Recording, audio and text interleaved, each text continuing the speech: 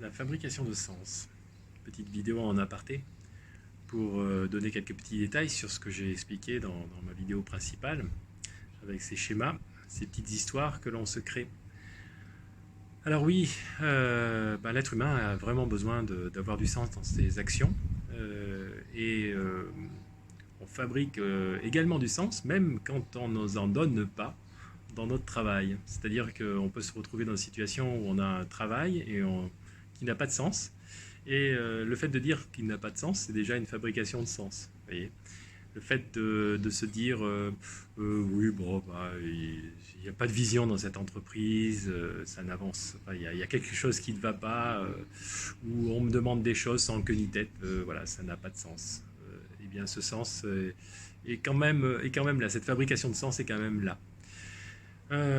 C'est évidemment quelque chose qui pose un réel problème dans un cas classique de fabrication de sens où moi, si je ne comprends pas pourquoi mon chef me demande ceci et cela, ou mon collègue se comporte comme ceci, comme cela, et je vais en discuter non pas avec la personne concernée, mais avec d'autres personnes, avec mes collègues de travail, avec des amis avec qui j'ai l'habitude d'aller manger le midi ou prendre un café.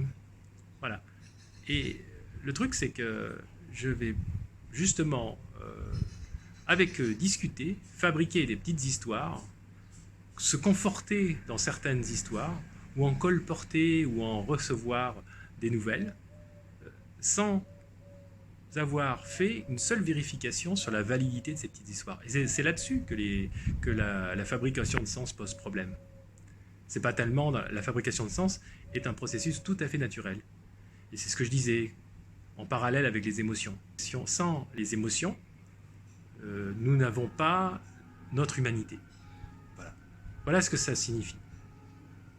Et c'est là que se situe justement la différence entre un humain et un robot, éventuellement. Et bien c'est pareil, pour la fabrication de sens, c'est un processus complètement humain.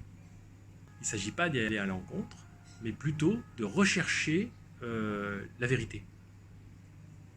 Et je parlerai plus tard de cette vérité intersubjective, cette vérité qui est le partage des différentes expériences, cette vérité qui est justement euh, une meilleure communication, des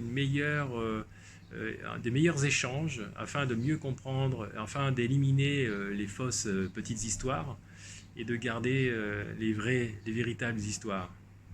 Ce n'est pas une vérité absolue, fondamentale, mathématique. C'est une vérité humaine qui est subjective, mais d'un collectif. C'est-à-dire quelque chose d'augmenté par rapport à une vérité plus classique. Voilà. Alors, petite vidéo au bord de ma piscine, 3 minutes. À bientôt.